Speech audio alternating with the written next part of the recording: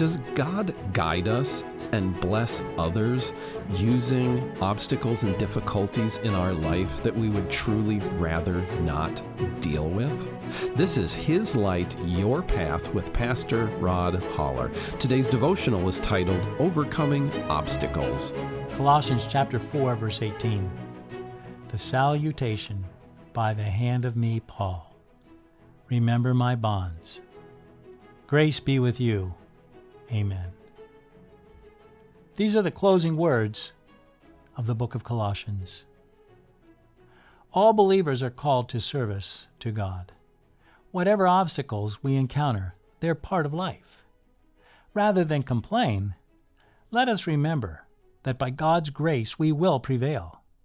Often those obstacles direct us in other paths that we would never have considered. Therein we see the hand of God directing us through our obstacles. In our text verse, we see two obstacles that Paul had to overcome. First, he could only write his salutation. He said, "The salutation by the hand of me, Paul." That was an accomplishment, such that he noted for the readers to know. Had Paul not mentioned it, then it would have been lost to the readers. Thus we must understand that another person wrote most of the text. Here we see that Paul's inability did not stop his work. He found someone to whom he could dictate, and they would record his words. Secondly, we see his imprisonment, and he did not allow that to stop his work. Not only did his imprisonment not stop him, it led him. Compare Paul's words to the Romans. Romans chapter 1, verses 11 through 13.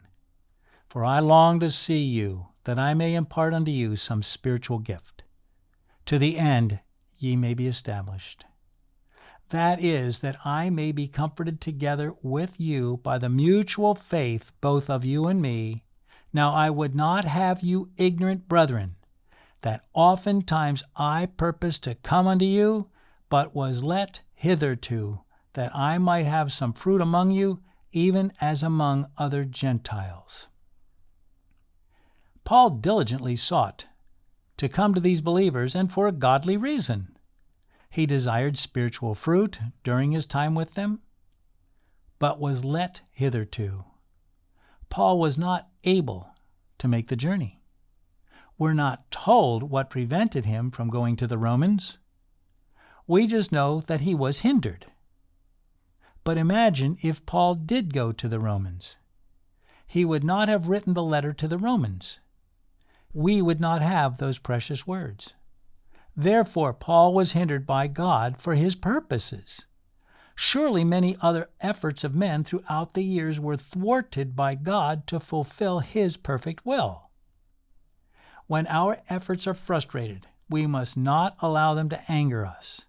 We need to take those difficulties to the Lord. Sometimes we are to persevere in those efforts and not give up. Sometimes we are to change directions. Many times, these detours lead us to blessings that we never imagined. If we seek God's face, He will guide us to His will. Proverbs 3, 5, and 6, Trust in the Lord with all thine heart, and lean not unto thine own understanding. In all thy ways acknowledge Him, and He shall direct thy paths. Remember this key point. God did not tell Paul why he was only able to write a salutation. It was enough for Paul to trust and obey. Many times in our lives, God will not tell us why things are as they are. It is enough for us to trust and obey. God is always up to something good, and therein we are to endure our obstacles and our limitations. Somehow, in some way, God is doing something good. Thank you for listening to Pastor Holler and his devotionals, His Light, Your Path. For more of these, you can go to hislightyourpath.com or truehopemedia.com, which is a ministry of the Cape Baptist Church.